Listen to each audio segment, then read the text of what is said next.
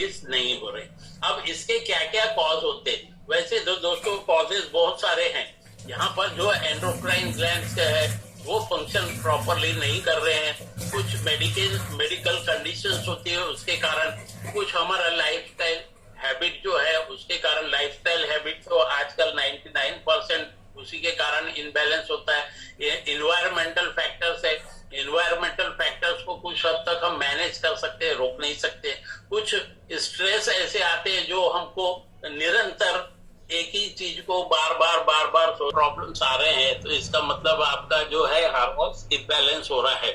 अब वुमेन्स में, जो महिलाओं में हार्मोन्स इम्बैलेंस होता है तो सर्वप्रथम उनका प्यूबर्टी में प्रॉब्लम आता है, मेंस्ट्रुएशन में प्रॉब्लम आता है, प्रेगनेंसी और चाइल्ड बर्थ में, ब्रेस्ट फीडिंग में ये प्रॉब्लम्स आने शुरू होते हैं। प्री मेनोपॉज होता है, मेनोपॉज या पोस्ट मेनोपॉज में प्रॉब्लम्स आने शुरू होते हैं। उसी प्रकार से कुछ मेडिकल कंडीशंस रहते हैं इरेगुलर हार्मोन्स होने के, वो रहता है पीसीओएस, जो कॉमन हमको मालूम है, पॉलीसिस्टिक ओवरी सिंड्रोम से। हार्मोन्स जो बर्थ कंट्रोल जो मेडिकेशंस लेते हैं उसके कारण अर्ली जल्दी से मेनोपॉज आना, ओवरिन जो पीओआई रहता है, ओवरिन कैंसर और ऐसे कई यहाँ पर चीजें जैसे ऑस्टियोपोरोसिस है, ब्रेस्ट टेंडरनेस है, इंडाइजेशन है, कॉन्स्टिपेशन है, डायरिया है, ये सारे चीजें जो है ये सिम्टम्स होते हैं जो इनबैलेंस अगर हार्मोन्स हो रहे हैं तो।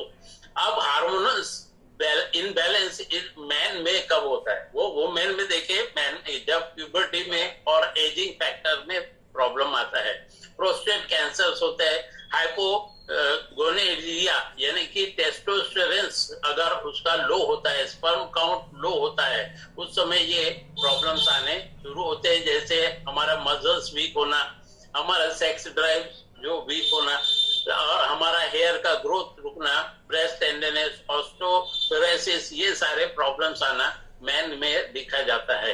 यानी लाइफस्टाइल, अब ये क्यों हो रहा है कि हार्मोन्स इनबैलेंस होने के कुछ और कारण जो बताया जा रहा है यहाँ पे जो है लाइफस्टाइल चेंजेस।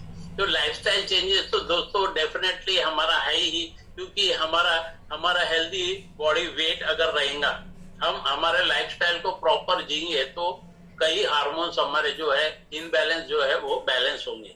हमारा जो डाइट है वो अगर पौष्टिक आहार रहेगा तो हम कई हद तक हमारे जो है हार्मोन्स को बैलेंस कर सकते हैं। एक्सरसाइज जो 20% कहते हैं वो हमको रेगुलर करना है।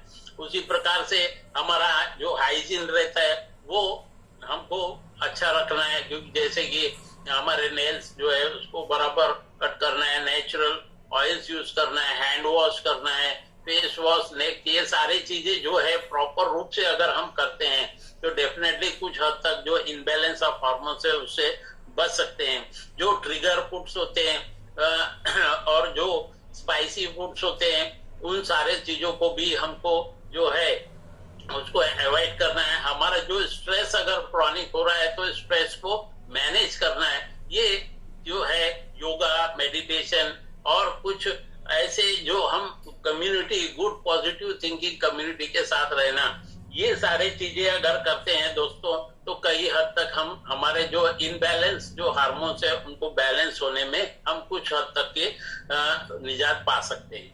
अब यहाँ पर कुछ अपने जो प्रोडक्ट्स यहाँ पर दिए गए दोस्तों हर्बल लाइफ में, वो अगर हम डेली कंज्यूम करते हैं तो भी जो हमारा इनबैलेंस चीजें होती है हार्मोन्स की, वो बैलेंस होने में सक्रियता निभा सकते हैं। जैसे कि हमारा हाई फाइबर डाइट होना जो हमारे इंसुलिन की सेंसिटिविटी को इंक्रीज करता है, हार्मोन्स को अच्छा प्रोड्यूस करता है, और उसी प्रकार से देखिए overall rich food, fibre food रहेगा तो हमारा स्टोमक भी अच्छा रहेगा, और इसको हमको डेली बेसिस पे होना है।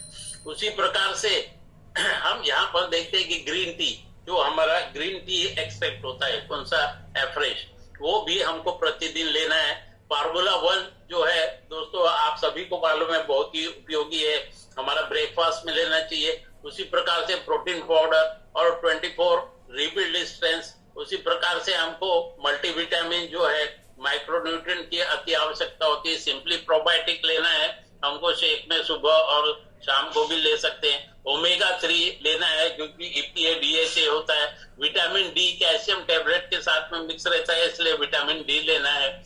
नाइट्रिक ऑक्साइड जो बहुत ही इंपॉर्टेंट है, जिसमें हमको एनर्जी मिलती है, काम स्लीप रहता है, कार्डियोवास्कुलर सिस्टम अच्छा रहता है, हमारा हार्ट रेट जो जो रिस्क रहता है हमारा हार्ट स्ट्रोक को, उसको भी ये बचाता है, हमारा जो माइंड इंप्रूव रहता है, मेमोरी इंप्रूव करता है और स्टेमिना इंप्रूव करता है। यहाँ पे फीमेल के लिए बहुत ही अच्छा एक प्रोडक्ट दिया है, वो है वुमेन्स चॉइस सोया आइसोफ्लेविन, इसमें चेसबेरी रहता है जो कंट्रोल करता है दोस्तों।